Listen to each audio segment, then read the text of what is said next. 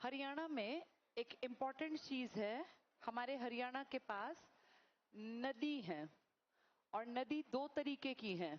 एक वो जो मौसम में पानी से भरेंगी, जिसको हम कहते हैं मौसमी नदियां, और एक वो जो सदा नीरा है, यानी 12 मासी, 12 के 12 महीने पानी जिसमें मात्रा अच्छी रहेगी।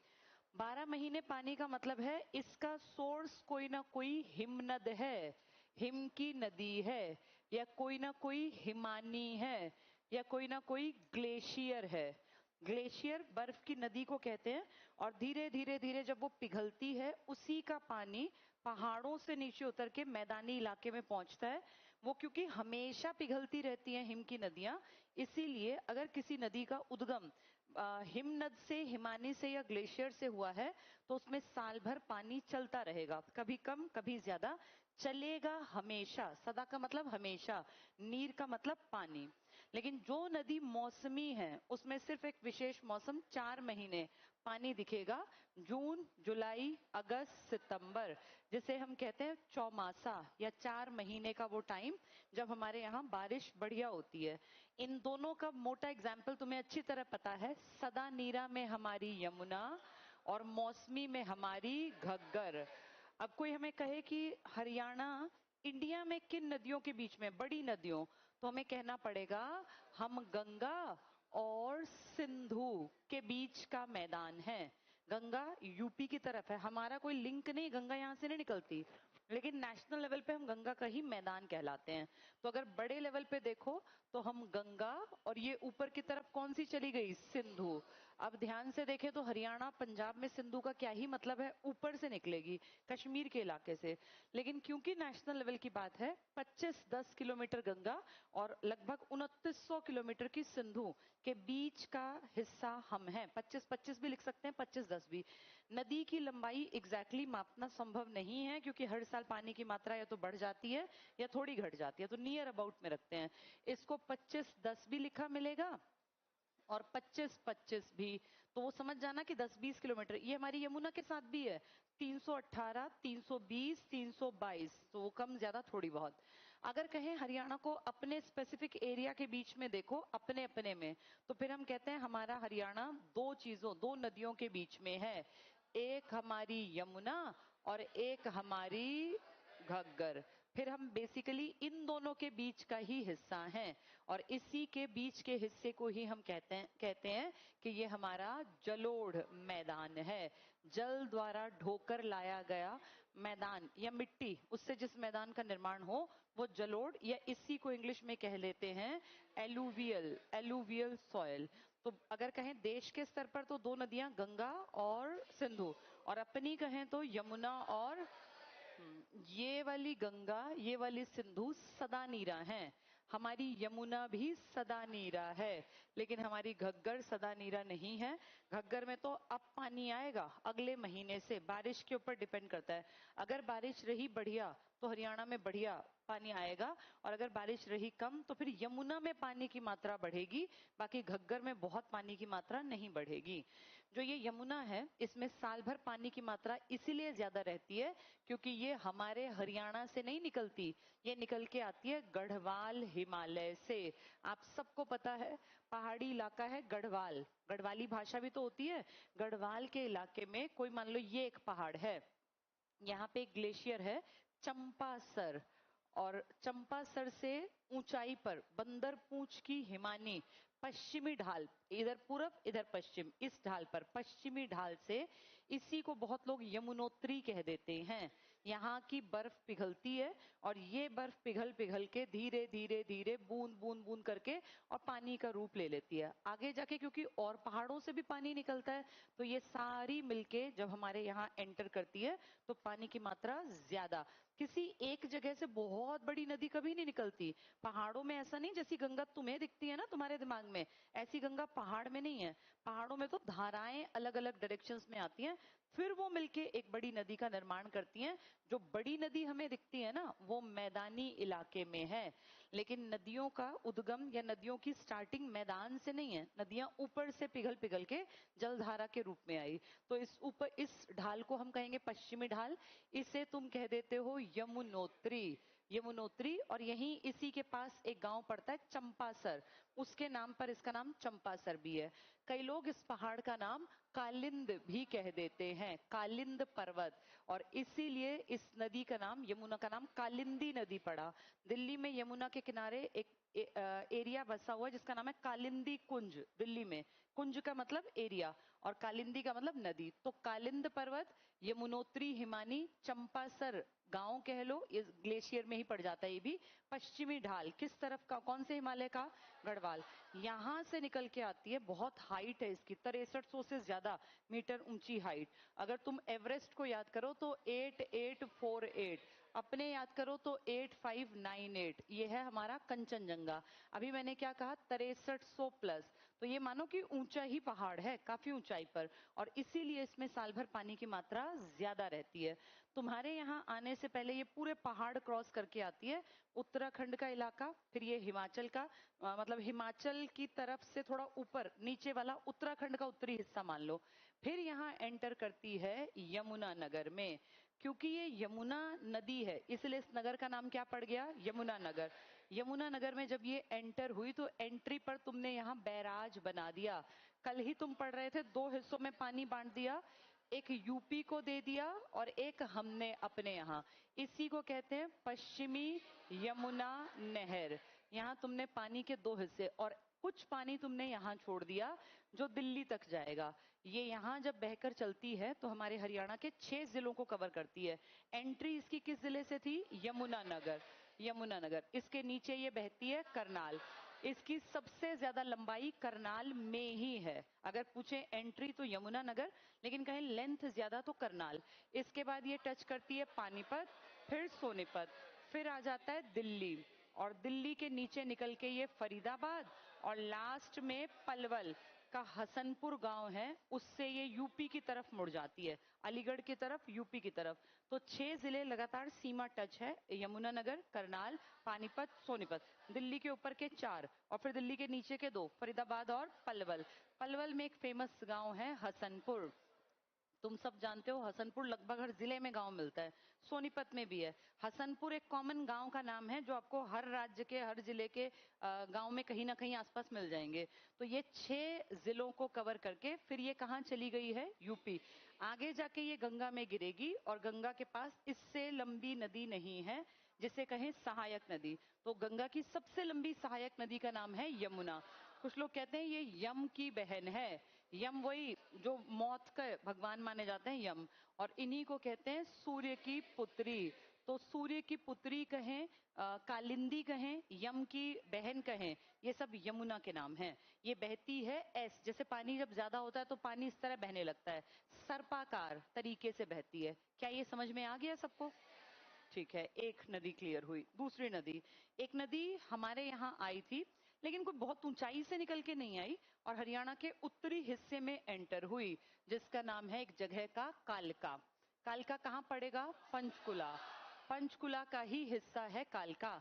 यहां से आई है एक नदी, और ये नदी बहुत ज्यादा ऊंचाई से नहीं आई तो पानी बहुत ज्यादा नहीं है। पंचकुला से एंटर होके नीचे कौन सा जिला पड़ेगा? अंबाला। यहाँ पहाड़ियां हैं कालका के पास। अगर कभी तुम गए हो कालका स्टेशन पर तो स्टेशन के चारों तरफ देखने पर पहाड़ियां दिखती हैं। उन पहाड़ियों में बारिशों के मौसम में पानी अच्छा बरसता होगा, पानी की मात्रा बढ़ जाती है। ऊपर से पहाड़ों से निकल के आई थी। इस कौन सी नदी की बात कर रहे हैं हम? ये घग्गर। पहले घग्गर, पहले मेन रिवर पढ़ रहे हैं बेटा। घग्गर निकल के आती है डागशाई की पहाड़ियां हिमाचल प्रदेश में। बहुत ऊंची हाइट नहीं है इसलिए बारिश में पानी ज्यादा कोई बर्फ बरफ से नहीं बनती है। यहां से निकल के पंचकुला, अंबाला, फिर ये चली गई बाहर की तरफ, और थोड़ा सा हिस्सा इसने हमारा कैथल का टच किया। फिर ये पूर्ण रूप से चली गई पंजाब, और फिर ये वापस आई फतेहाबाद में एंट्री लेकर। फतेहाबाद में एक इलाका पड़ता है टोहाना, यहां से इसने एंट्री ली। फिर यहां से ये बहती बहती बहती सिरसा चली गई, और सिरसा में जाके इसके 2 हिस्से बन गए, एक हिस्सा जिसपे हमने O2 बैराज बनाया और एक हिस्सा पतले से एक नाली टाइप में छोटी सी नदी के रूप में आगे निकल गया। जब ये दो हिस्सों में बटी फिर ये चली गई राजस्थान, हनुमानगढ़ और गंगानगर, ये पूरी बेल्ट जो है ना, ये इससे थोड़ा बहुत पानी अब फायदा उठाने लग गए, पहले तो ये सूख जाती थी। इस नदी की इंपॉर्टेंस क्या है? इसके कारण, इस नदी के कारण इस पूरी बेल्ट में गेहूं और अब थोड़ा थोड़ा धान भी पैदा करने लग गए। राजस्थान धान पैदा करने लग गया, जबकि धान को तो खड़ा हुआ पानी चाहिए ना। इस नदी के कारण, इस एक नदी पर तुमने 5 बांध बनाए हुए हैं। 4 बांध तो तुमने यहीं बना दिए, छोटी हाइट के, कौशल्या, छामला, दीवानवाला, दंगराना, और फिर एक बना दिया सिरसा में जिसका नाम है O2 बैराज। O2 barrage. फिर ये चली गई राजस्थान, वहां जाके ये लुप्त हो गई। राजस्थान में लोग इसको घग्गर नहीं कहते, वो इसको कहते हैं हाकड़ा। और वो इसीलिए उनके वहां जो पुराने लोग, उनके कोई दबे बर्तन कपड़े मिले ना, तो कहते हैं हाकड़ा संस्कृति थी हमारे यहाँ, हम इसको कहते हैं घग्गर। नेशनल लेवल पे भी इसका नाम घग्गर है। कुछ पुराने लोग मानते हैं कि ये घग्गर वास्तव में पुराने वाली सरस्वती थी और इसने अपनी दिशा बदल ली। एक टाइम पर ये यमुना के साथ बहती बहती, गंगा यमुना सरस्वती एक साथ बहती थी, लेकिन टाइम के साथ, कुछ मानते हैं, सब नहीं मानते, ये नदी बदल गई। हम हरियाणा के लोग कहते हैं ऐसा बिल्कुल नहीं है। सरस्वती अभी भी बारिशों के मौसम में पानी से भर जाती है। ये अलग बात है कि उसकी लेंथ कम है, लेकिन अभी भी है। क्या ये दो बड़ी नदियां समझ में आ गई? इसकी टोटल लंबाई तो ज्यादा है, लेकिन हरियाणा में ये बहती है 252 या 290, जितना 250 भी मिल सकता है, 292 मिल सकता है, यानी 250 से 300 किलोमीटर के बीच में जो नदी बहती है, इसका नाम क्या है? और जो मैंने पीछे बनाई थी ये वाली नदी, इसका बताते हैं 320 किलोमीटर नेचुरल बाउंड्री है हमारे और यूपी के बीच में। इस तरफ हरियाणा, इस तरफ यूपी। बिल्कुल, तुम अगर कभी गए हो तो तुम्हें दिखता होगा बीच में से नदी, पुल बना हुआ है अब तो, और उसके इस तरफ के गांव कहलाते हैं हरियाणा के और नदी पार के कहलाते हैं यूपी के। क्या ये दोनों नदियां क्लियर हो गई? पहले दो ही नदियां पढ़ते हैं, फिर छोटी नदियां, क्योंकि बाकी सब छोटी हैं। देखो जरा, पेज नंबर 46 पर है, वाटर रिसोर्सेस इन हरियाणा, हरियाणा में जल संसाधन। मैंने शायद एक हिस्सा तो पहले पढ़ाया हुआ है ना? जो बच्चे पहले पढ़ रहे थे उन्हें मैंने यमुना पढ़ा दिया था, और यमुना और सरस्वती पढ़ाया था, और ये घग्गर वगैरह पढ़ाई थी? नहीं पढ़ाई। एक काम करते हैं, दोबारा रीडिंग कर लेते हैं, क्या ही जा रहा है दोबारा पढ़ने में। चलो, पेज नंबर 46 पर है, पहला पॉइंट पढ़ो सबसे ऊपर। हरियाणा राज्य का भूभाग गंगा सतलुज के विशाल मैदान, अंडरलाइन कर लो, गंगा सतलुज। सतलुज पंजाब की है, अगर नेशनल लेवल पे देखें तो हम कह सकते हैं गंगा और सिंधु, या गंगा और सतलुज, या यमुना और घग्गर, कुछ भी कह लो। तो ये टिक कर लो, गंगा सतलुज विशाल मैदान का भाग है, लेकिन राज्य का अधिकांश भाग, अंडरलाइन करो, अधिकांश भाग गंगा और सिंधु नदी, इनके बीच का जल विभाजक है। कोई भी बड़ी नदी प्रवाहित नहीं होती है, बड़ी नदी लेकिन बहुत भारी नहीं है। कौन सी बड़ी नदी है तुम्हारे यहाँ? यमुना। घग्गर को बड़ी क्यों नहीं कहते? 4 महीने पानी आएगा, दिसंबर में उसमें पानी नहीं होता। नेक्स्ट पढ़ो, वर्तमान में यमुना हरियाणा की सर्वाधिक महत्वपूर्ण नदी है, अंडरलाइन कर लो, यमुना सर्वाधिक महत्वपूर्ण। अपवाह तंत्र पर आ जाओ, दो प्रकार का है, एक उत्तरी अपवाह यानी उत्तरी हरियाणा की, एक दक्षिणी। पहले उत्तरी पढ़ेंगे। उत्तरी अपवाह तंत्र की नदियां शिवालिक पर्वतीय क्षेत्र, अंडरलाइन करो, शिवालिक। शिवालिक की हाइट कम है या ज्यादा? हिमालय के 3 हिस्से हैं, एक बहुत ऊंचे जहां माउंटेनियरिंग वाले जाते हैं, वो 50-50 लाख 1-1 करोड़ रुपए खर्च हो, बस माउंटेन चढ़ना टारगेट होता है, कोई नॉर्मल आदमी नहीं जाता।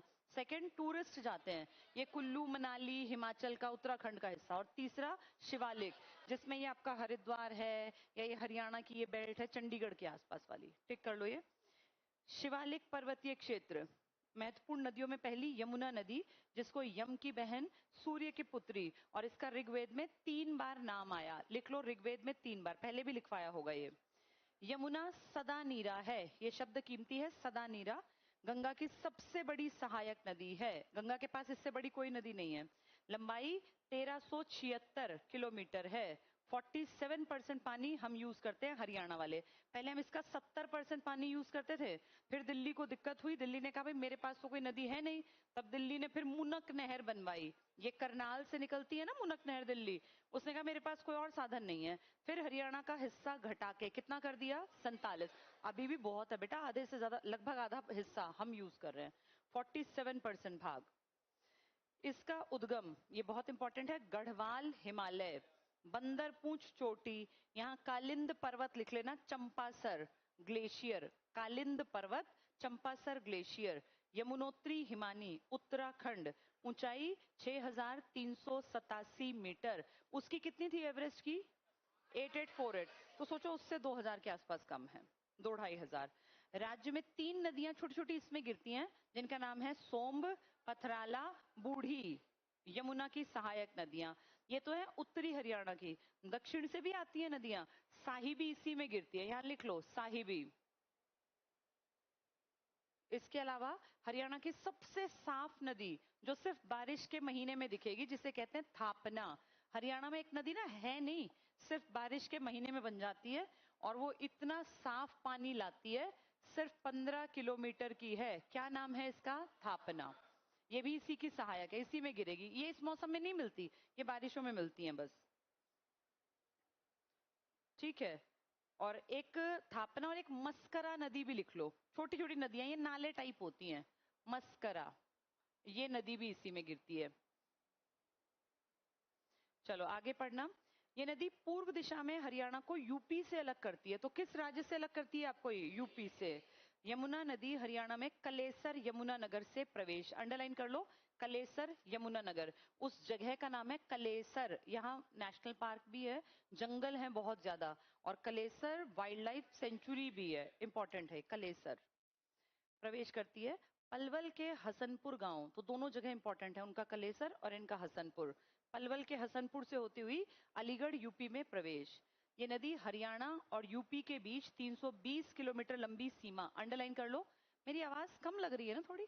बढ़वा दें उनको, बोलो आवाज बढ़ाएंगे। 320 किलोमीटर टिक कर लो। यहाँ ऑप्शन में लिख लो 318, कोई सा एक मिलेगा नियर अबाउट में। एग्जैक्ट नदी नाप के नहीं रख सकते, नदी में कभी पानी कम होता है, कभी पानी ज्यादा। तुम्हें याद है पिछले साल बाढ़ आई थी, तो नदी की लंबाई सेम रही होगी या बढ़ गई होगी?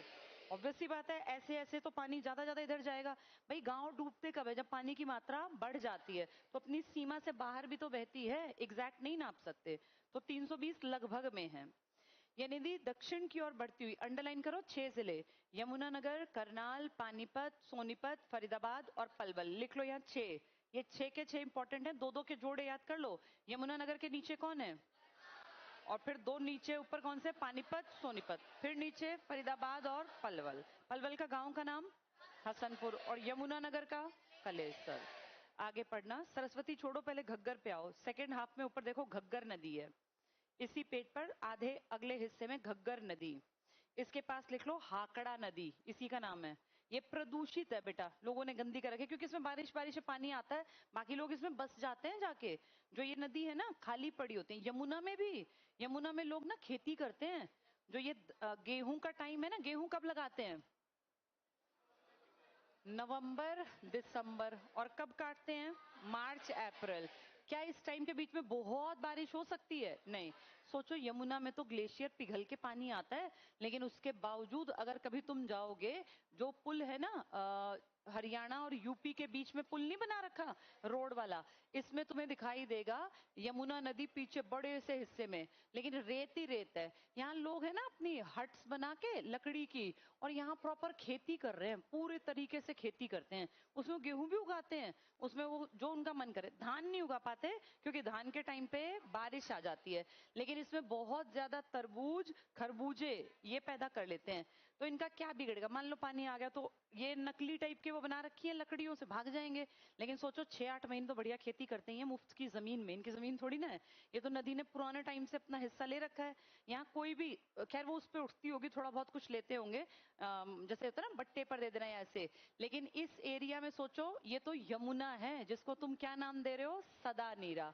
तो इमेजिन करो, जिसमें पानी आता ही नहीं है बारिश के आसपास के अलावा, क्या उसकी जमीन पर लोग खेती कर लेते होंगे? और क्या, हर जगह होता है ऐसा। अगर नदी में पानी कम होता है 6-8 महीने तो लोग वहां अपनी खेती कर लेते हैं, उस खेती से उनका भी फायदा और नदी का बिगड़ ही क्या रहा है, बल्कि मिट्टी बहुत उपजाऊ होती है, जलोढ़ मिट्टी है ना यहाँ पर। चलो ये टिक कर लो, घग्गर ये प्रदूषित है, ये गंदगी मची रहती है इसमें, लिख लो यहाँ प्रदूषित नदी। पहला पॉइंट टिक करना, शिवालिक श्रेणी से निकलती है। क्या यमुना शिवालिक से निकली थी? नहीं, यमुना की हाइट ज्यादा, क्योंकि उसकी हाइट कितनी 6300 कुछ थी ना, शिवालिक की थोड़ी ना 63। शिवालिक तो बेटा छोटी छोटी रेंज है, 1000, 1200, 1500, 1800 टाइप। ये टिक कर लो, शिवालिक श्रेणी। आगे पढ़ना, से निकलने वाली सतलुज यमुना नदियों के मैदानों में बहने वाली एकमात्र बड़ी बरसाती नदी। अंडरलाइन कर लो, अकेली बड़ी है बरसाती। उद्गम स्थल अंडरलाइन करो, डागशाई, very very important, डागशाई Himachal Pradesh. यहां लिख लो इसकी हाइट कितनी है जहां से निकलती है, 1927 मीटर। 1927 मीटर। 1927 में एक कमीशन की नियुक्ति हुई थी ना, साइमन कमीशन, बस उतनी हाइट है। जबकि वो कितने से निकली, 6300। उसका देखो तुमने 6387 टिक किया, उसकी हाइट बहुत ज्यादा है, इसकी हाइट कम है। शिवालिक में हाइट कम होती है या ज्यादा? कम। शिवालिक की ज्यादा हाइट नहीं है, तो ये टिक कर लो 1927। ये काल का अलग अलग लिखा है, इकट्ठा कर लो इसको, काल का। पंचकुला के लिख लो इसको, के मालपुर गांव से हरियाणा में प्रवेश करती है। जहां से ये निकल के आती है ना डागशाई, वो सोलन जिला है बेटा, लिख लो यहां सोलन। शिमला से पहले स्टेशन पड़ता है सोलन का, सोलन जिला। कौशल्या और झाझरा, क्या कौशल्या नाम का बांध भी बना रखा है तुमने? हाँ वही है ये। कौशल्या और झाझरा प्रमुख सहायक नदी हैं। ये कहां कहां बहती है, वेरी इंपॉर्टेंट। घग्गर एक बार बताओ, मैंने भी बताया था कहां कहां बहती है, बीच में पंजाब जाती है। पंचकुला, अंबाला, कैथल, फतेहाबाद, सिरसा। हाँ अब मेरी बात को ध्यान से बोर्ड पे समझना। एक हमारा जिला है बेटा कुरुक्षेत्र। कुरुक्षेत्र ऐसे है जैसे सिर हो, और इसके दो पैर की तरह, एक है इधर वाला करनाल और इस तरफ है कैथल। कुरुक्षेत्र की खास बात है, कुरुक्षेत्र में से कोई सी नदी नहीं बहती, कुरुक्षेत्र को कोई सी नदी टच नहीं करती। जो ये वाली है ये ऊपर से निकल जाती है घग्गर, और ये नीचे से करनाल को टच करती है ये, और ये वाली टच करती है कैथल। यानी यमुना बहती है जब, तब किसके किनारे से निकलती है, करनाल, और जब ये घग्गर बहती है तो कैथल। इन दोनों के ऊपर कौन सा है, कुरुक्षेत्र। भाई रणभूमि है, धर्म क्षेत्र है, ये सिर पर है, ऊपर है। इसको ना तो घग्गर टच करती और न ही यमुना, इसके दोनों तरफ से निकल जाती हैं। ये पेपर में आएंगी बातें, वहां ध्यान नहीं रहेगा, इसलिए बना के दिखा रही हूं। इसके किनारे से टच होके कोई सी नदी नहीं निकलती, इसके दो पैरों को टच करती है, करनाल को यमुना और कैथल को घग्गर, इसलिए इंपॉर्टेंट है ये। टिक कर लो, ये कहां कहां से बहती है, पंचकुला, अंबाला, कैथल, फतेहाबाद और सिरसा। फतेहाबाद और सिरसा। जिले में 292 या 250, कोई सा एक मिलेगा, किलोमीटर बहने के बाद राजस्थान में हनुमानगढ़ जिले में प्रवेश करती है। अंडरलाइन कर लो, राजस्थान हनुमानगढ़। रेगिस्तानी क्षेत्रों में लुप्त, वो इसको किस नाम से बुलाते हैं, हाकड़ा, इसलिए वो हाकड़ा संस्कृति की बात करते हैं। यहां लिख लो, जब ये हनुमानगढ़ जिले में जाती है ना, तो ये तलवाड़ा झील बनाती है वहां, लिखो यहां तलवाड़ा झील, हनुमानगढ़ में तलवाड़ा, तलवाड़ा झील। जब कहां चली गई ये, हनुमानगढ़। हनुमानगढ़ कहां है, राजस्थान। कौन सी झील का निर्माण किया, क्या इससे पहले तुमने भी एक झील बनाई थी, धनुर झील, हमने भी तो बना रखी थी धनुर झील, ऐसे ही वहां तलवाड़ा झील। कितने जिलों से गुजरी ये, 5। यमुना कितनों से गुजरी, 6। यमुना के 6 बताओ, ऊपर से याद करो।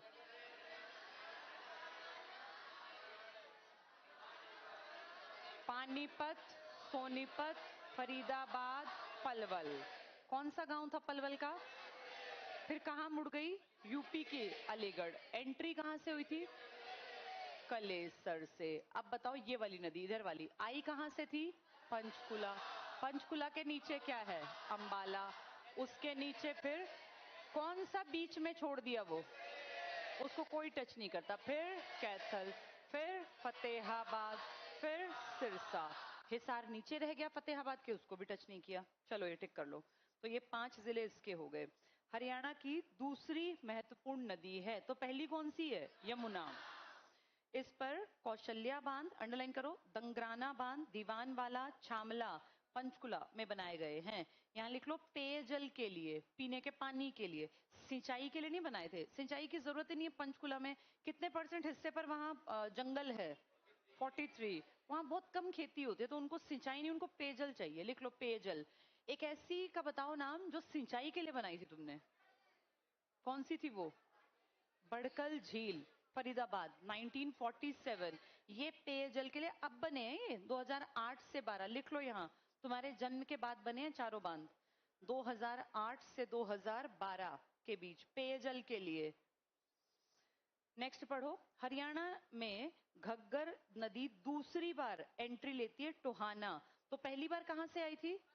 पहले पंचकुला। लिख लो फर्स्ट पंचकुला, कालका से पंचकुला, और फिर ये बीच में चली गई थी। कौन से जिले के बाद ये पंजाब में चली गई? कैथल। 3 ऊपर के कौन कौन से जिले? पंचकुला, अंबाला, कैथल। कौन सा वो सिर पे रह गया एक? कुरुक्षेत्र। क्या कुरुक्षेत्र को यमुना ने टच किया था? वो भी साइड से निकली और ये घग्गर भी साइड से निकली। तो ये टिक कर लो, दूसरी महत्वपूर्ण नदी। ये हो गए बांध। दूसरी बार कहां से एंटर हुई? टोहाना, फतेहाबाद। दूसरी बार भी इंपॉर्टेंट है। यहां एक पॉइंट लिखो, घग्गर नदी द्वारा निर्मित बाढ़ का मैदान नैली कहलाता है। बहुत बार आ चुका, घग्गर का बाढ़ का मैदान नैली। नैली बाढ़ का मैदान, यानी हर साल जो मिट्टी बहाकर लाती है उससे जिस मैदान का निर्माण होता है उसका नाम क्या है? नैली। नैली बांध। ठीक है, घग्गर के बारे में ना 3 पॉइंट कल नीचे मारकंडा में मिक्स हो गए थे, टाइपिस्ट ने कर दिए ये। देखो सेकंड पॉइंट था, घग्गर नदी मोरनी और टिपरा पहाड़ियों को अलग करती है। बहुत बहुत बहुत इंपॉर्टेंट। एक बार बोर्ड पर देखो, 2 पहाड़ियां, रेंज है बेटा। एक रेंज का नाम है, कौन सी है ये? मोरनी। और इनके बिल्कुल पैरेलल में यहां ये है टिपरा। टिपरा की पहाड़ियां, इन दोनों के बीच में नेचुरल बाउंड्री बनाती है एक नदी जिसका नाम है घग्गर। कहां है मोरनी हिल्स? पंचकुला। तो टिपरा भी कहां हुई? पंचकुला। टिपरा और मोरनी हिल्स के बीच में पंचकुला में नेचुरल डिवाइडर का काम करती है घग्गर नदी। जैसे हमारे और यूपी के बीच में नेचुरल डिवाइडर कौन है? हाँ, ऐसे ही। इसके नीचे के 3 पॉइंट कल मैंने पढ़ाए थे, मोरनी और टिपरा, डबल टिक कर लो। यहां पंचकुला लिख लो, ये इंपॉर्टेंट है, पीवाईक्यू में आ चुका। घग्गर नदी हरियाणा का शोक कहलाती है। क्यों? किसी साल अगर पानी एकदम आ गया तो हम इसके लिए तैयार नहीं होते, एकदम से नुकसान भी कर देती है। घग्गर नदी जींद और कुरुक्षेत्र में नहीं बहती। जींद वाले टाइम पे ये कहां बह रही होती है? पंजाब। फिर कब आती है तुम्हारे यहाँ, कहां से आती है? टोहाना, फतेहाबाद। जब जींद है ना, जींद के ऊपर बहती है पंजाब, फिर मुड़ती है टोहाना, फतेहाबाद से। चलो, ये 2 नदियां हमारी कंप्लीट। अब सरस्वती, पहले सरस्वती पढ़ाई थी, ठीक है। अब थोड़ी छोटी नदियां, कोई नहीं, दोबारा देख लो। हाँ बेटा, कौन से वाली? घग्गर नदी क्या? वो निकलती है पंजाब के हिस्से में। हाँ, पटियाला ही पड़ता होगा वहां, बाकी देखना पड़ेगा एक बार, क्योंकि अपने से तो याद कर रखे हैं, उनके जिले याद नहीं कर रखे। वैसे इसमें पंजाब में चली जाती है। देखो बेटा, 3 नदियां छोटी, ध्यान से सुनना। एक नदी का नाम है सरस्वती, जो एक्चुअल में है ही नहीं। एक नदी है मारकंडा, और एक नदी है छोटी सी टांगड़ी। और भी हैं छुटपुट सी नदियां, लेकिन वो बरसाती नाले टाइप हैं। जैसे किसी गांव के आसपास से निकली, 4-5 गांव कवर किए, 9 किलोमीटर, 15 किलोमीटर, 12, तो एक्चुअल में नदियां नहीं है। ये वो हैं जिनका जिक्र हिस्ट्री की किताबों में था, यानी पहले भी बहती थी ये। सरस्वती नदी, इसकी एंट्री होती है आदि बद्री। पुरानी नदी है ना, आदि का मतलब क्या होता है? पुराना, आदि मानव। तो ऐसे याद कर लो, सरस्वती की एंट्री होती है आदि बद्री, और ये पड़ेगा यमुनानगर में। अभी कौन सी एक और नदी यमुनानगर से पढ़ी हमने? हाँ, यमुना। यमुना भी यमुनानगर से, और सरस्वती भी यमुनानगर। सरस्वती कहते हैं हिमाचल प्रदेश से चलती है। एक जिला पड़ता है सिरमौर। स से सरस्वती, स से सिरमौर। यहाँ की पहाड़ियों में जब बारिश होती है, पानी आता है, फिर हमारे यहाँ आ जाता है आदि बद्री यमुनानगर। यमुनानगर से आगे बढ़ के, ज्यादा लंबी नहीं है ये, पैरेलल पैरेलल में चलती रहती है। जिस तरफ ये चल रही थी अपने पहले यमुना के, फिर यमुना तो निकल गई करनाल की तरफ, ये ऑपोजिट साइड में घग्गर की तरफ मुड़ गई, और आगे जाके सरस्वती घग्गर में ही मिलेगी। तो सोचो स्टार्टिंग हुई है यमुनानगर, अब मान लेते हैं ये यमुनानगर है, यहां से दो नदियां आई, एक जिसका नाम है यमुना, ये तो नीचे बह गई, एक यहीं से आई जिसका नाम है सरस्वती, साथ में लग रही है पैरेलल, लेकिन फिर ये मुड़ गई ऊपर, क्योंकि इसको किस में जाके गिरना है, घग्गर में। तो एक जिले से दो नदियों की एंट्री है, यमुनानगर से, यमुना की और सरस्वती, लेकिन यमुना जाएगी दक्षिणी हरियाणा की तरफ और सरस्वती जाएगी ऊपर की तरफ, क्योंकि उसको जाके गिरना है घग्गर में। सरस्वती नदी की इंपॉर्टेंस ये है कि कहते हैं महर्षि वेद व्यास ने जब महाभारत की रचना की तो इसी नदी के किनारे बैठ के लिखा था, इसकी ये इंपॉर्टेंस है, यानी इतिहास में ये नदी थी कभी ना कभी। सरस्वती की अगर आज हम बात कर रहे हैं तो कहते हैं 2014 में एक गांव था मुगलावली, इस गांव के पास कहीं नीचे, जमीन के नीचे बहते हुए पानी के चैनल फील हुए, और अमेरिका में जो नासा है ना, जिसके पास बहुत सारी पिक्चर्स, सैटेलाइट बड़े स्ट्रांग है, उसने हमें कहा कि तुम्हारे यहाँ कोई बहुत पुरानी नदी बह रही है। तब हमने इस पे काम करने का कोशिश की और 2015 में हमने ये प्रोजेक्ट लॉन्च किया, सरस्वती हेरिटेज रिवर, कि हमारी सरस्वती ऐतिहासिक नदी के ऊपर हम काम करेंगे, और इसका मुखिया हमने बना दिया सीएम को।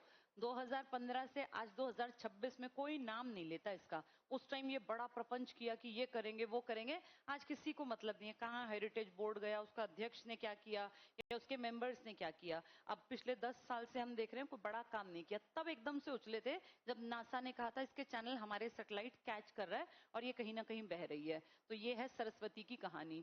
मार्कंडा, मार्कंडे एक ऋषि का नाम था, एक पहाड़ी पड़ती है धरती धर, धरती धर की पहाड़ियां, ये सब किस राज्य में पड़ेंगी, हिमाचल। नाहन का इलाका है, नाहन बेटा एक जिले का नाम है, जैसे हमारा सोनीपत है ना, ऐसे नाहन एक जिला है, उसमें धरती धर की पहाड़ियों से नदी बहती बहती थोड़ा थोड़ा पानी करके आता रहता है, और हमारे यहाँ उसे हम कहते हैं ये मार्कंडे ऋषि के नाम पर, इसका नाम क्या पड़ गया, मार्कंडा। हमारे यहाँ ज्यादा नहीं बहती है, ये जाके इतनी सी बहती है, सोचो कि ये सरस्वती में गिर गई, और तुमने अभी पढ़ा कि सरस्वती है ही नहीं, वो तो कभी कभी बहती है, तो ये कितनी छोटी होगी। मार्कंडा कोई ज्यादा बड़ी नदी नहीं है, टांगड़ी और छोटी नदी है, ये तो कहीं से आती ही नहीं है, ये स्वयं हरियाणा में ही अपने आप बनती है। जब बारिश बढ़िया होती है ना तो हमारी मोरनी की पहाड़ियों के पास से नदी सी बन के निकल जाती है, इसे हम कहते हैं टांगड़ी। टांगड़ी रिवर की इंपॉर्टेंस यही है कि ये कहीं भी नहीं जाती और ना कहीं से आती, हमारे यहाँ से स्टार्ट हुई और सोचो कितनी छोटी है कि जाके पंचकुला अंबाला में खत्म हो जाती है, खत्म होने का मतलब किसी में गिर जाती है। टांगड़ी अपना पानी दो जिलों में स्टार्ट हुई थी, ये पंचकुला से, और फिर ये चली गई अंबाला, और फिर इसका पानी गिर गया मारकंडा। मारकंडा जो कहां से निकल के आई थी, धरती धर की पहाड़ी हिमाचल, थोड़ी सी बह के आई थी वो, उसका पानी भी 2-3 जिलों में बहता हुआ और गिर गया सरस्वती। सरस्वती की खुद की कहानी क्या है कि सरस्वती सिरमौर जिले से आई, आदि बद्री से, यमुनानगर से थोड़ी नीचे बह के, और ये जाके गिर गई घग्गर में। इससे आइडिया लगाओ कि घग्गर को कितनी नदियों का पानी मिल गया, किस किस का पानी, टांगड़ी का, मारकंडा का, सरस्वती। टांगड़ी का पानी गिरा मारकंडा में, मारकंडा का पानी गिरा सरस्वती में, सरस्वती का पानी गिरा घग्गर में, और घग्गर खुद सूखी पड़ी रहती है, तो इससे आइडिया लगा लो कि कैसी नदियां, इनमें पानी नहीं होता। पढ़ो अब, सरस्वती नदी हिमाचल प्रदेश के सिरमौर जिले, जिला इंपॉर्टेंट है, सिरमौर, सरस्वती, हिमाचल। शिवालिक की पहाड़ियां, सारी नदी कहां से निकल के आ रही है, शिवालिक। क्या पंचकुला की मोरनी हिल्स शिवालिक का हिस्सा है, हाँ शिवालिक का, बस नाम है उनका मोरनी हिल्स, है वो शिवालिक की, अंडरलाइन कर लो ये। शिवालिक की पहाड़ियां, महाभारत में वर्णित नरका तारी, एक ना जगह है बेटा, उसका नाम है नरका तारी, उसी को कहते हैं अनरक, यानी नरक से जो उतार दे, इसी का नाम पड़ा नरका तारी, नरक से जो मुक्ति दिला दे। हमारे हरियाणा में एक जगह है अनरक या नरका तारी, कहते हैं यहीं से महाभारत का युद्ध स्टार्ट हुआ था और यहीं पे एंड हुआ था, नरका तारी में। और ये किस नदी के किनारे है, सरस्वती। इसका मतलब ये कलेश भी कहाँ शुरू हुआ, कहाँ खत्म हुआ, सरस्वती। इसी के किनारे बैठ के क्या लिखी गई थी, महाभारत, वही पॉइंट है ये। महाभारत में वर्णित नरका तारी, अंडरलाइन कर लो, अनरक, इसी नदी के किनारे, किस नदी के किनारे है, सरस्वती के किनारे। महाभारत के युद्ध का आरंभ और अंत भीष्म पितामह ने प्राण त्यागे थे। वो जो शैया पे नहीं लटा दिए थे, तो उन्होंने फिर अपने प्राण 18 दिन में थोड़ी मरे थे। वो गिरा कब दिए थे? 10वें दिन। जब युद्ध स्टार्ट हुआ था ना, पहले से 10वें दिन की शाम को भीष्म पितामह एक शैया पर, बाणों की शैया पर लेटा दिए थे। उसके बाद भीष्म पितामह 8 दिन तक बस देखते रहे कि क्या हो रहा है। 8 दिन बाद भी वो मरे नहीं, उन्होंने अपने प्राण त्यागे जब सूरज आया उत्तरायण में, क्योंकि हम सब जानते हैं उन्हें इच्छा मृत्यु का वरदान प्राप्त था। यहीं पे प्राण त्यागे, यहीं पे सारा कलेश, सारी चीजें यहीं पे, अनरक या नरकातारी में प्राण त्यागे थे। आगे टिक कर लो, यहां लिख लो 10 दिन। 10 दिन के सेनापति थे, 18 में से 10 दिन इन्हीं के अंडर रहा था सब कुछ। जब तक ये सेनापति थे तब तक चीटिंग नहीं हुई थी, फिर 11वें दिन से चीटिंग स्टार्ट हुई थी, और फिर 13वें दिन तो गजब ही कर दिया था वो गड़बड़ का अभिमन्यु का बेटा। फिर वो अश्वत्थामा की चीटिंग, अभिमन्यु सॉरी, हाँ अर्जुन का बेटा, फिर वो अश्वत्थामा की चीटिंग युधिष्ठिर से भी करवाई। युधिष्ठिर तो सत्यवादी थे ना, लेकिन युधिष्ठिर से बुलवा दिया कि अश्वत्थामा मर गया, फिर बाद में बोल दिया हाथी, लेकिन वो हाथी इतना धीरे बोला कि वो सुना नहीं, कि धर्म भी भ्रष्ट नहीं हुआ और झूठ भी बोल दिया। चलो ये टिक कर लो। भीष्म पिता ने प्राण त्यागे। ये नदी यमुनानगर जिले के आदिबद्री, अंडरलाइन करो, यमुनानगर आदिबद्री राज्य में प्रवेश। हमारे यहाँ यमुनानगर से 2 नदियां आती हैं, एक कलेसर से और एक आदिबद्री। कलेसर से कौन सी? यमुना, और आदिबद्री से सरस्वती पुरानी। ये हरियाणा की 12मासी नदी थी, अब नहीं दिखती, ठीक टिक कर लो, अब बरसाती बन गई। एक टाइम पे, पुराने टाइम में तो चिरस्थायी थी, हमेशा बहने वाली। टांगड़ी और मारकंडा प्रमुख सहायक नदियां हैं। इनमें से कौन सी बाहर से आती है? मारकंडा। कौन सी पहाड़ी थी वो? धरतीधर, नाहन जिला, इसका सिरमौर है। आगे पढ़ना, ये घग्गर में मिलकर राजस्थान भटनेर में प्रवेश कर जाती हैं। इस नदी के किनारे, वेरी इंपॉर्टेंट, महर्षि वेद व्यास ने महाभारत की रचना की। यमुनानगर के गांव मुगलावली, अंडरलाइन करना, मुगलावली पढ़ो, में खुदाई की शुरुआत हुई है। सरस्वती नदी पुनरुत्थान योजना, ये बहुत फेमस हुई थी एक टाइम पर। सरस्वती नदी पुनरुत्थान योजना 2015 को प्रारंभ हुई। ऋग्वैदिक काल में पवित्र थी, ये अंडरलाइन कर लो, पवित्र थी, सिंधु मुख्य नदी थी। 1817 में ताजेवाला यमुनानगर से पूर्वी और पश्चिमी यमुना नहर निकाली गई है। हरियाणा के मुस्तफाबाद, मुस्तफा तुम्हें दिख रहा है, मुस्लिम नाम है, मुस्तफा आबाद, तो क्या बन गया? मुस्तफाबाद। तुमने नोटिस किया, बहुत सारे पुराने टाइम के शहरों के पीछे बाद लगता था, एक्चुअली वो आबाद था। जैसे गाजी आबाद रहे तो क्या बना दिया? गाजियाबाद। ऐसे थोड़ी नाम पड़ गए, इन सबके मतलब थे। फतेह आबाद रहे, फतेह कौन था? फतेह उसका बेटा था ना, फतेह खान, तो ये ऐसे पड़े। ऐसे हमारे यहाँ मुस्तफाबाद था, हमने इसका नाम बदला। टिक करो, मुस्तफाबाद शहर का नाम बदलकर सरस्वती नगर कर दिया। यमुना नगर में है मुस्तफाबाद, इसका नाम अब सरस्वती नगर है। चलो घग्गर हमने कर ली, अब नीचे पहुंचो। मारकंडा ऋषि के नाम पर थी ना, और ऋषि नहाते थे तो कौन से जिले में थे? नाहन। धरती पे बैठे रहे, धरती धर, ऋषि तपस्या करता है। टिक करो ये। मारकंडा नदी का प्राचीन नाम अरुणा था, पुराने नाम भी आते हैं, अरुणा, अरुणा और मार्कंडे, ये ऋषि का नाम है। अरुणा, सोच लो उनके साथ संबंधित, अरुणा और मार्कंडे। घग्गर के 3 पॉइंट छोड़ दो, पढ़ चुके। ये नदी हिमाचल प्रदेश में धरतीधर, अंडरलाइन कर लो ये, धरतीधर पहाड़ी, शिवालिक की पहाड़ी, नाहन के पास, एचपी लिख लेना, हिमाचल में नाहन और सिरमौर 2 जिले इंपॉर्टेंट हैं। अंबाला में काला अंब नामक स्थान पर हरियाणा में प्रवेश। देखो अब जिला बदला, अब तक एंट्री कहां से थी? या तो यमुनानगर से या फिर पंचकुला। अब कहां से एंट्री है? अंबाला। इसको डबल कर लो, डबल टिक। ये पहली नदी है जो अंबाला से आई, नहीं तो तुम्हारी सारी नदियां या तो यमुनानगर से पड़ रहे थे या पंचकुला। ये अंबाला से आई, ऋषि वाली अंबाला से आई। नाम क्या है पुराना? अरुणा। मार्कंडेय ऋषि के साथ अरुणा, नाम याद कर लो। और इनकी एंट्री कहां से हुई? अंबाला, अंबाला। बाकी यमुनानगर या फिर पंचकुला से। आगे पढ़ना, ये नदी कहां कहां बहती है? कैथल, अंबाला, कुरुक्षेत्र। तो ऊपर अंबाला, फिर कुरुक्षेत्र, फिर कैथल। कुरुक्षेत्र सिर है ना, कैथल पैर है। अंबाला से एंटर हुई, फिर कुरुक्षेत्र में, फिर कैथल, फिर किस में गिर गई होगी? सरस्वती में। सरस्वती किस में गिरेगी? घग्गर में। अंडरलाइन कर लो, कैथल, अंबाला, कुरुक्षेत्र। तो सबसे पहले अंबाला, फिर कुरुक्षेत्र, फिर कैथल, अंततः सरस्वती नदी में प्रवाहित, लास्ट में गिर गई सरस्वती में। टांगरी इसकी प्रमुख सहायक नदी है, अंबाला के मुलाना में इसमें मिल जाती है। सोचो टांगरी कहां से आई थी? पंचकुला। और कहाँ मिल भी गई? अंबाला। पंचकुला और अंबाला साथ ही तो हैं, तो उसकी कोई लेंथ ज्यादा है ही नहीं। यहाँ टिक कर लो, ये टांगड़ी इसमें मिल जाती है। अब आ जाओ टांगड़ी नदी पर। बहुत लंबी चौड़ी है या बहुत छोटा हिस्सा है? अंडरलाइन करना। मोरनी की पहाड़ियों से निकलती है। मोरनी खुद किसका हिस्सा है? शिवालिक का। शिवालिक का। लेकिन ये मोरनी की पहाड़ियां हमारे यहाँ हैं। जो पीछे पड़ रहे थे वो हिमाचल था। जैसे सिरमौर कहाँ का था? हिमाचल का। नाहन जिला पड़ा था ना हिमाचल का। ये जो आ रही है ना, ये है तो शिवालिक की, लेकिन हमारे यहाँ की। टिक कर लो, मोरनी की पहाड़ियां हरियाणा से ही निकलने वाली एकमात्र नदी। डबल टिक कर लो, हरियाणा से ही।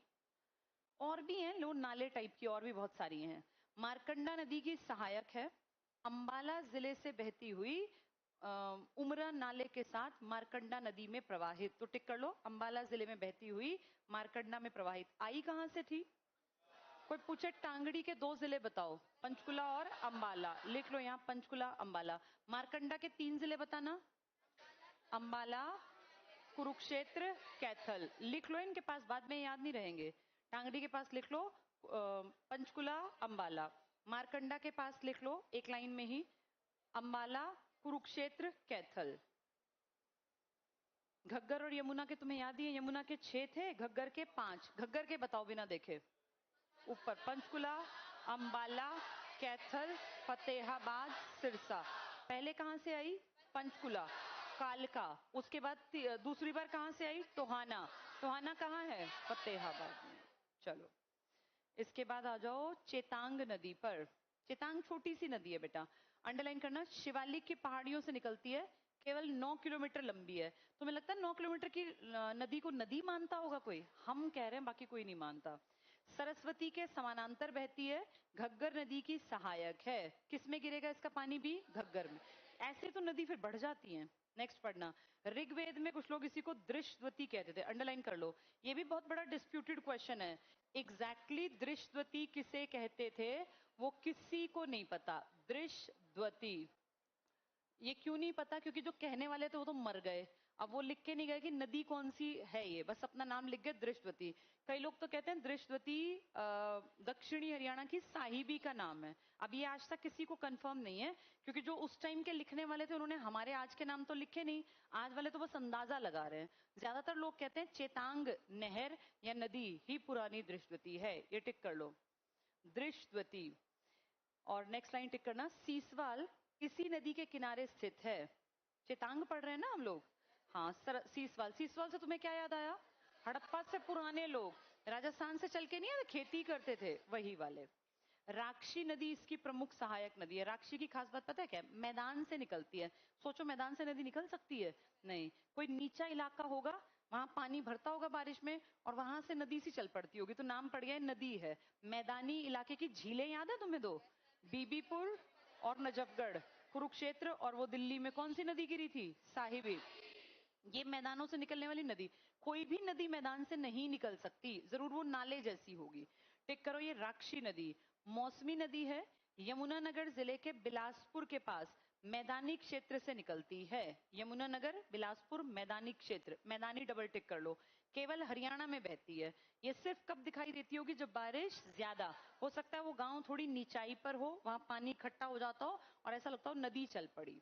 नेक्स्ट पढ़ना, दक्षिण पश्चिम दिशा में बहती हुई लाडवा। लाडवा कहाँ है? कुरुक्षेत्र नामक स्थान पर चेतांग। चेतांग पुरानी क्या है? दृश्यवती में मिल जाती है। इसे राका नदी भी कहते हैं। तो राक्षी का एक नाम राका है। ये मैदानी इलाके से निकली है।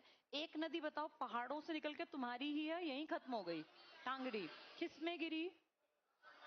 मारकंडा। मारकंडा कहां से आई थी? मारकंडा, मारकंडा एक ऋषि थे ना, धरतीधर की पहाड़ी, नाहन जिला, हिमाचल प्रदेश। आदि बद्री से किसकी एंट्री है? सरस्वती। सरस्वती पैरेलल पैरेलल चली शुरू में, किसके? यमुना। लेकिन फिर वो चली गई ऊपर। सरस्वती कहां से एंटर हुई थी? यमुनानगर से। और ये मार्कंडेय कहां से आई? अंबाला से। और वो एक टांगड़ी कहां से निकली थी? पंचकुला। टांगड़ी के 2 जिले बताओ, पंचकुला, अंबाला। इस मार्कंडेय के 3 जिले बताओ, अंबाला, कुरुक्षेत्र, कैथल। ये टांगड़ी किस में गिरी? मारकंडा। टांगड़ी के 2 ही जिले ना ऊपर, पहले एक पंचकुला फिर अंबाला। सोचो रुक गई अंबाला में। ये दूसरी आई मारकंडा अंबाला से, अंबाला में ही मिल गई फिर दोनों। फिर ये आगे बढ़ी कहाँ, कुरुक्षेत्र। फिर ये गई कैथल। फिर ये किस में गिर गई, सरस्वती। सरस्वती कहाँ से निकल के आई थी, आदि बद्री, मतलब पुराने ऊपर से सिरमौर से। फिर आदि बद्री, फिर वो थोड़ी बहती बहती, फिर ये सारी किस में गिर गई, घग्गर। छोटी सी मैदानी इलाके में कौन सी बहती है, राका, या जिसको कहते हैं राक्षी नदी। ये राक्षी नदी किस में गिरेगी, चेतांग। चेतांग पुरानी क्या है, हाँ, कौन सी सभ्यता कहते हैं इसी के किनारे थी, सीसवाल। आज सीसवाल कहाँ है, हिसार में। क्या हिसार में घग्गर नदी बहती है, हाँ, और क्या घग्गर हिसार में दोबारा नहीं, हिसार नहीं सॉरी फतेहाबाद। उस टाइम पे सोचो इन नदियों का रूट थोड़ा चेंज रहा होगा, आज नहीं बहती। लेकिन बेटा उस टाइम पे हिसार फतेहाबाद अलग अलग थोड़ी थे, तब ये पूरी बेल्ट क्या थी, हिसार। फतेहाबाद तो हमारे सामने अब बना है 1997, उससे पहले ये सारी बेल्ट कहलाती थी हिसार। तो अगर ध्यान से समझ में आता हो रूट, तो ये नदियां एक रफ में अगर मैं बनाऊं, सबसे पहले अपनी सबसे छोटी नदी बनाते हैं, कौन सी, हमारी है जो पर्सनल, सिर्फ कितने जिलों में बही, इसका नाम है टांगड़ी। ये शुरू हुई थी पंचकुला से और बह के आई अंबाला। अंबाला में एंटर हुई थी एक जिसका नाम था मारकंडा। अंबाला में ये इसमें गिर गई, यानी ऊपर वाली नदी 2 जिलों में बही है लेकिन दूसरे में ही मिल गई है, किस नदी में, मारकंडा। मारकंडा की एंट्री कहां से थी, अंबाला। उसके बाद ये आगे चली है और ये गई है कुरुक्षेत्र। फिर ये आगे गई है कैथल। अब ये ऊपर मुड़ गई, किस में गिरेगी, सरस्वती में। सरस्वती कहां से आई थी, यमुनानगर। यमुनानगर के आदि बद्री। और इधर से मान ले, यहां से बहती बहती बहती बहती बहती, फिर ये आगे जाके फिर ये नदी इसमें गिर गई। अब ये किस में गिरेगी, जो ऊपर से आ रही है वो कौन सी आ रही है, वो घग्गर। घग्गर के जिले बोलना, पंचकुला, अंबाला, कैथल, फतेहाबाद, सिरसा। तो ये देखो, ये सारी बेल्ट कवर करके ये सारी नदियों का पानी फाइनली किस में गिर रहा है, घग्गर। कितने जिलों से बहती है, री एंटर कहां पे होती है, टोहाना। टोहाना कहां पड़ेगा, फतेहाबाद। अब वो तुमसे पूछेंगे अंबाला से किसकी एंट्री है, मारकंडा। आदि बद्री से और कलेसर से यमुना। कौन सी तुम्हारे यहीं से स्टार्ट हुई, यहीं खत्म हो गई। एक छोटी नदी का नाम बताओ, मैदानों से स्टार्ट हुई, राक्षी। कौन सी एक नदी पुरानी दृष्टवती तुम्हारे पास है, चेतांग। कौन सी सभ्यता थी वहां, सीसवाल का। कौन सी नदी के चैनल 2014 में अमेरिका ने हमें बताए। कौन से जिले में मुगलावली गांव पड़ेगा, यमुनानगर। तुमने एक शहर का नाम बदल दिया, किसका, मुस्तफाबाद का। क्या कर दिया, सरस्वती नदी नगर। समझ में आ गया सारा ये। चलो उत्तरी हरियाणा की नदियां कंप्लीट हो गई, दक्षिण की कल कर लेंगे, टॉपिक कंप्लीट होगा।